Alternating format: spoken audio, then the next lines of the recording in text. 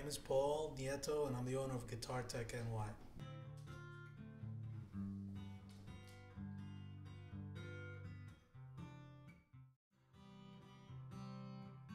I'm known for doing like the kind of stuff that can't be done.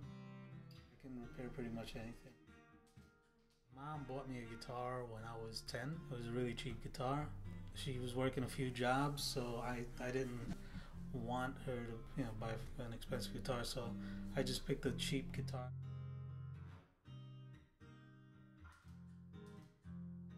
It was such a bad guitar that it was impossible to play. The neck was warped and the strings were really high.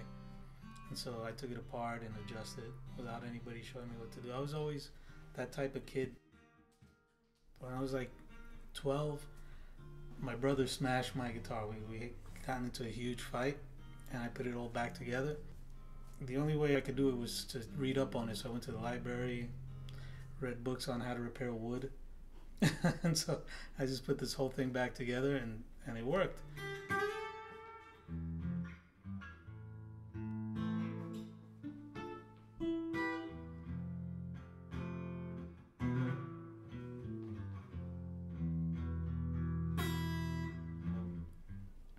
I opened up the Yellow Pages and I saw a nice old school ad in Manhattan. It was a really cool old gentleman, Italian guy. He liked what I did. He was really impressed that I did it myself, and he told me I could hang out in the shop and be the shop kid.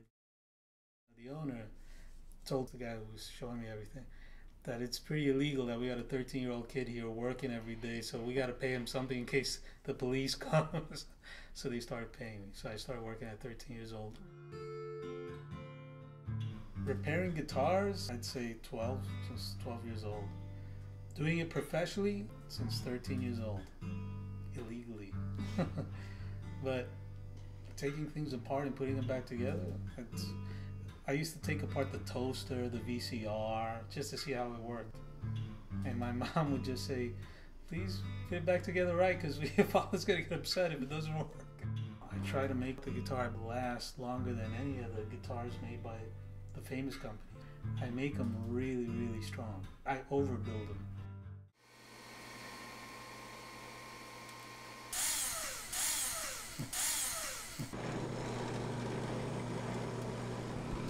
I can repair pretty much anything, even if it's not wood.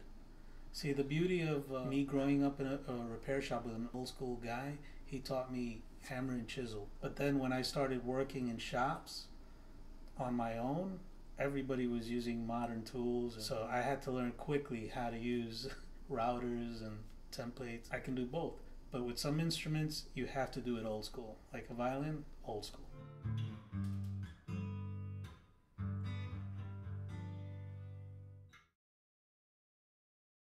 When I was 10, when we bought the guitar, I bought a book from Mel Bay, How to Play Guitar.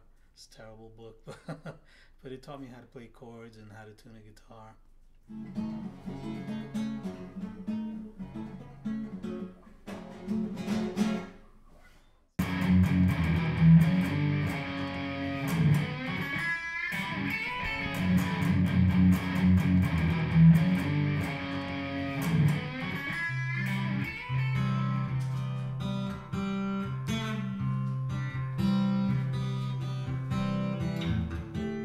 Vibe of the shop, it's quiet, it's in the back of the building, I don't hear the cars. The solid brick wall is nice, so you can hear the guitars when you play. I guess I'm really lucky that I'm able to do what I enjoy. I don't think I could ever retire because I kind of enjoy it, so I'll just keep doing it till I can't do it anymore.